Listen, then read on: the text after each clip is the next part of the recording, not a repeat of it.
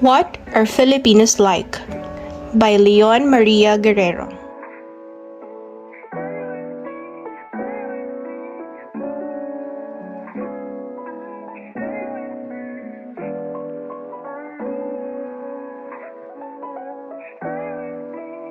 Author's background.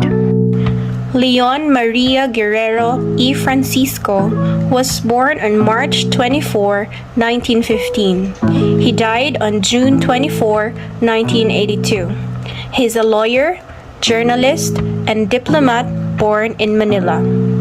He wrote for the pre-war Philippines Free Press in 1935 to 1940 and admitted to the bar in 1939. He became an assistant solicitor in the Department of Justice. He prosecuted Ferdinand E. Marcos in the Nalandusan case and served as a technical assistant to George B. Vargas in the Philippine Executive Commission. Then resumed broadcasting under the same pseudonym, Ignacio Javier. He then joined the diplomatic service of the Second Republic of the Philippines, assigned to the Philippine Embassy in Tokyo. After World War II, he became a partner in the law firm of Claro M. Recto and joined the Foreign Service of the Republic of the Philippines during the Magsaysay administration. He served as Philippine ambassador to London, Madrid, New Delhi, Mexico City, and Belgrade. He was renowned for his essays, his prize-winning biography of Jose Rizal, and popular translations of Rizal's novels, as well as Apolinario Mabini's revolutionary memoir. Leon Maria Guerrero started his essay, What Are Filipinos Like?, by enumerating impressions of his foreign friends to us Filipinos, and these are their answers.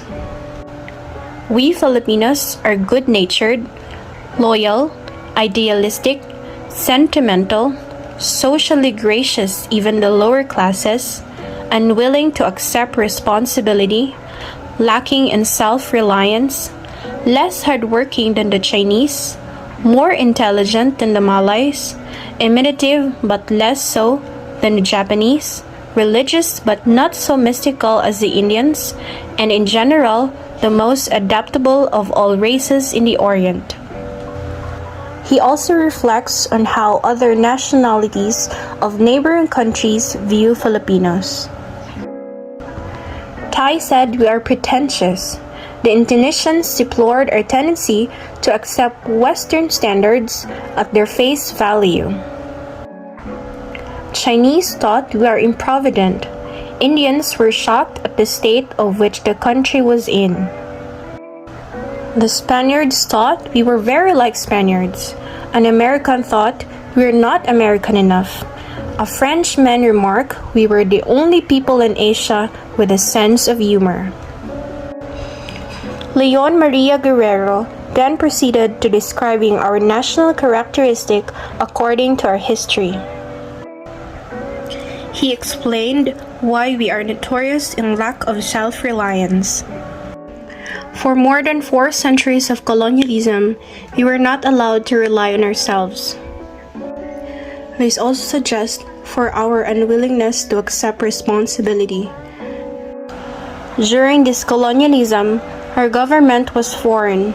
We do not have the sense of participation in the government and sense of responsibility for the welfare of our country.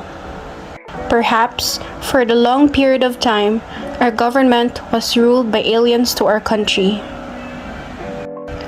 We could not identify ourselves with it. Apart from that, we hated and regard our government to be suspicious. He added that in order for Filipinos to establish self-reliance, we must become independent Filipino. Ironically enough, we have become self-reliant only during the extremity of Japanese occupation and American blockade. We discovered that we could survive on our own resources.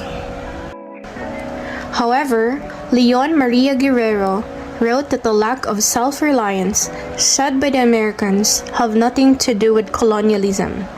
They talk about our family system. They cannot understand why our grown-up sons and daughters keep living with their parents even after they have married. Another national characteristic we Filipinos have that he mentioned in this essay is our ability to adapt and imitate. We colonial Filipinos quickly learn to adapt to foreign ways. As a result, it's either we get betrayed or we get little more rice on our plate. We have also shown the ability to imitate. It is indicated in our national costume, a shirt worn with its tail out. This was decreed by the Spaniards to tell at first glance who was a Spaniard with the right to wear his shirt tails properly tucked in.